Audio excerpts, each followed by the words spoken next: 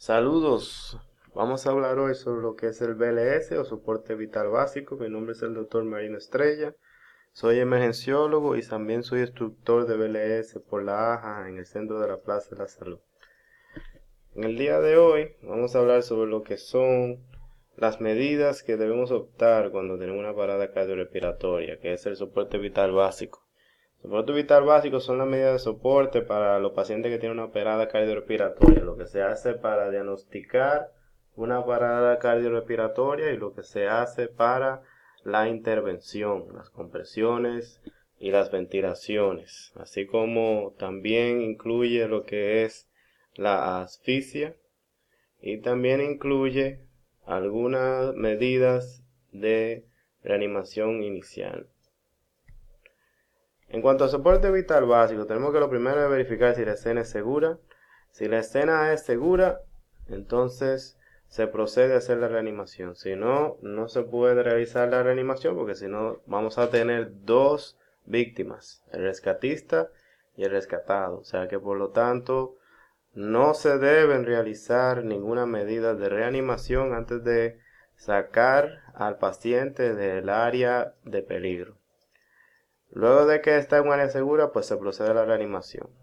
Si el paciente está ya en un área segura, lo segundo es verificar si el paciente está consciente. Si un paciente adulto, se le dan palmadas en el hombro y se grita: señor, señor, señora, señora, ¿me escucha?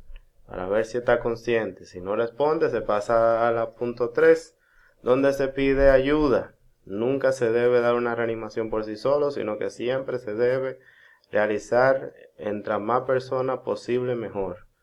Nunca se debe realizar por sí solo, siempre pedir ayuda y siempre mandar a buscar un DEA, un desfibrilador externo automático. Como número 4 debemos verificar el pulso carotidio y la respiración, no menos de 5 segundos, no más de 10.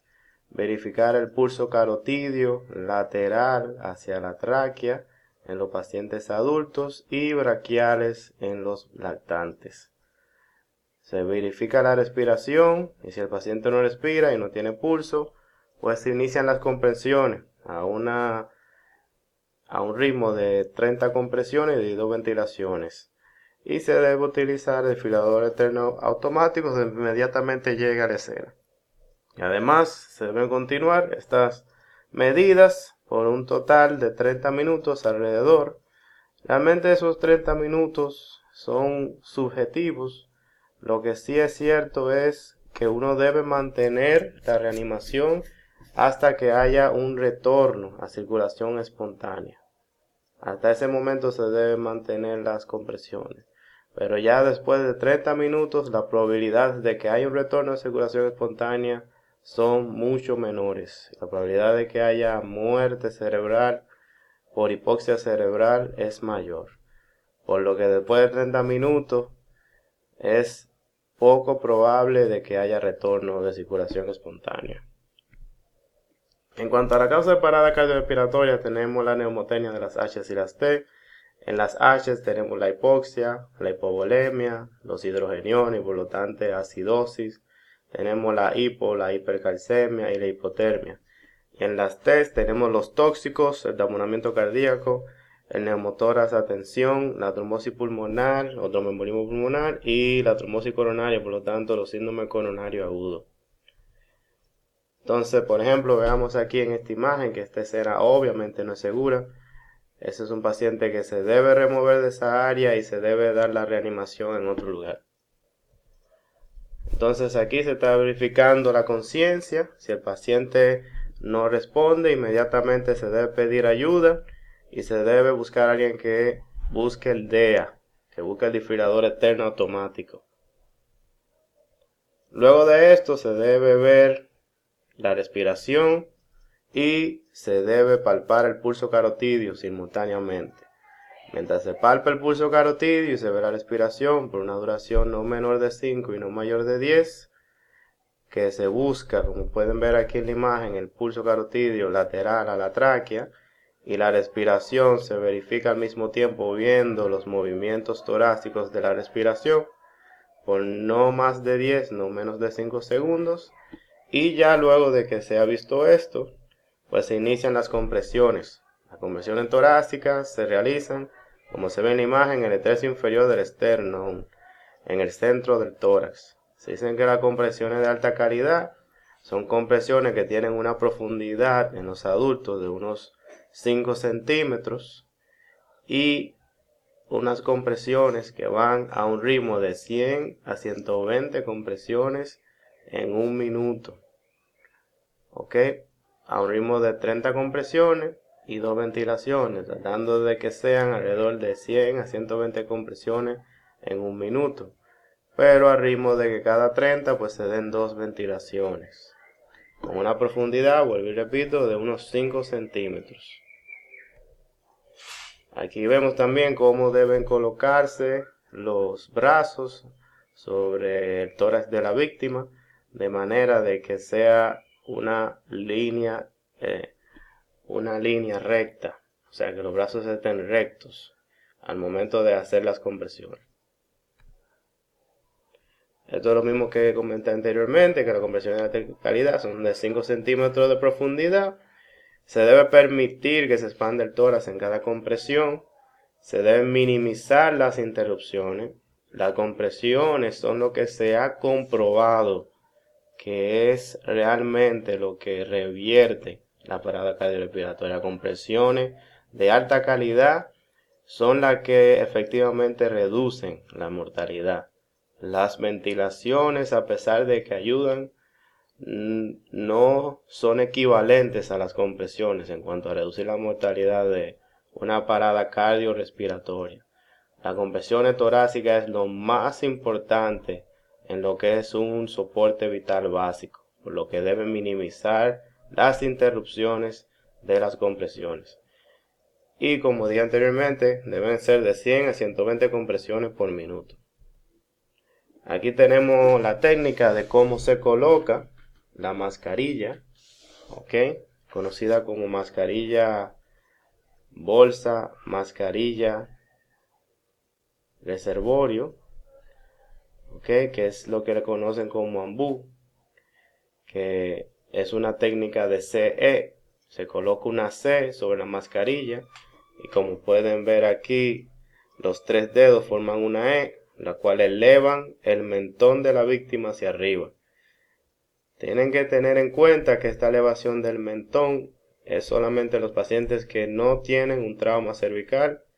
Si el paciente tiene un trauma cervical, se hace lo que se llama una tracción mandibular y no se puede elevar el mentón. Esta técnica que estamos viendo aquí de la C y la E es una técnica de una sola persona. Esta técnica que vemos aquí es de 2 personas, donde se forman 2 Cs y 2 E, se eleva el mentón y se hace un buen sello de la mascarilla, mientras que otra persona es la que infla el ambú, como pueden ver aquí en la imagen. Esta técnica de 2 personas es más efectiva para dar las ventilaciones, pero obviamente se necesitan más personas para poder utilizar estas técnicas, porque otra persona debe estar haciendo las compresiones. Si solamente hay 2 rescatistas, uno debe de mantener la CE de un solo rescatista y el otro de las compresiones y intercambiarse luego de que hayan hecho 5 ciclos de 30 compresiones y 2 ventilaciones. En ese momento también, que es alrededor de cada 2 minutos, se deben revisar los pulsos carotidios del paciente y verificar si el pulso carotidio y si no está respirando, pues se continúan las compresiones y las ventilaciones. Como dije anteriormente, 30 compresiones y 2 ventilaciones. Las ventilaciones son cada 6 segundos en los pacientes que ya son intubados. Estas son ya técnicas de soporte vital cardiovascular avanzado. Pero si el paciente ha sido intubado, pues ya no sigue las 30 compresiones y las 2 ventilaciones, sino que más bien se continúan las compresiones seguidas y se ventila cada 6 segundos. Eso en los pacientes intubados. Si el paciente no está intubado, pues se continúa con la nomenclatura de 30 compresiones y 2 ventilaciones. como dije anteriormente, 100 a 120 compresiones por minuto.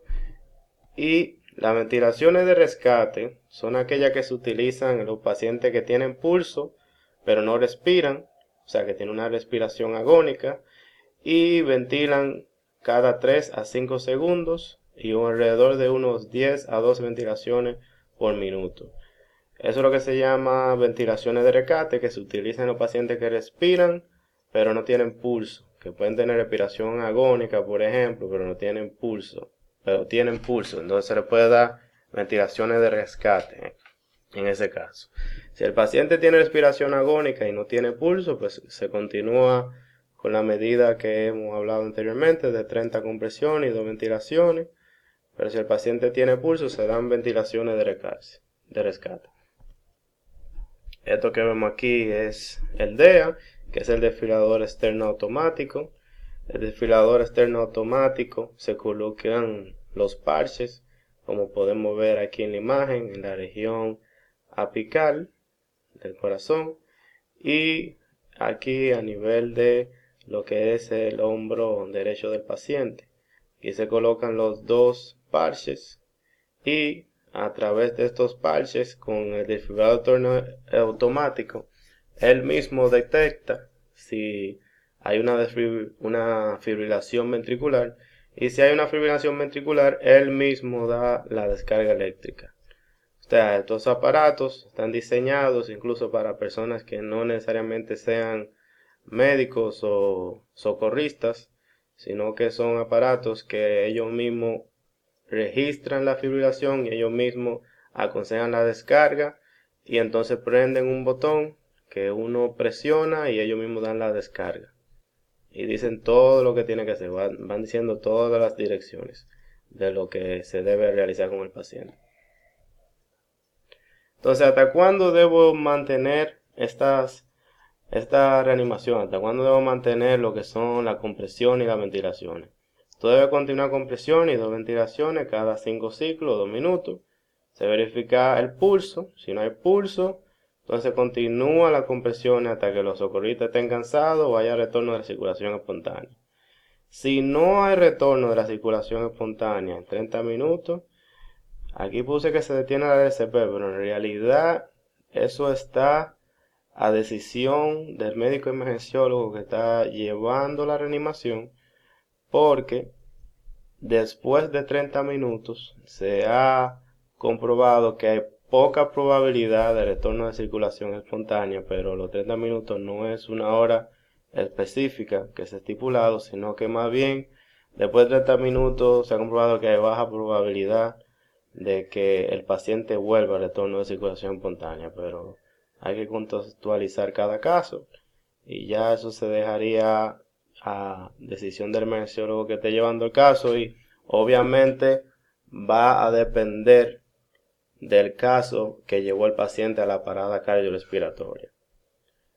Estos casos de 30 minutos pueden incluso prolongarse a horas cuando estamos hablando de pacientes que tienen una parada cardiorrespiratoria por hipotermia, porque como su metabolismo está mucho más lento, la reanimación debe ser más larga para que esos pacientes puedan responder. Y se ha comprobado que sí responden porque su metabolismo está mucho más lento y por lo tanto necesitan una reanimación más duradera para que puedan responder.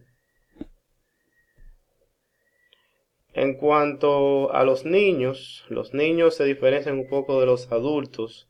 Los niños siendo todo mayor de 1 año que no haya llegado a la pubertad, en el sentido de que estos pacientes pediátricos, lo que se hace es que en vez de darse 30 compresiones, se dan 15 compresiones cuando hay 2 rescatistas. Si hay un solo rescatista, se dan 30 compresiones de ventilación igual que los adultos, pero si hay 2 rescatistas, se dan 15 compresiones y 2 ventilaciones. En el caso de los lactantes, que son los que tienen menos de 1 año, igual que los pediátricos, si son 2 rescatistas, se dan 15 compresiones y 2 ventilaciones. Esto es porque la causa de parada son mayormente respiratorias. Y la técnica cambia, como pueden ver aquí, que cuando es un rescatista son 2 dedos en el centro del tórax, o 2 dedos, cuando son 2 rescatistas, 2 dedos alrededor del pechito, como podemos ver aquí, y haciendo compresión.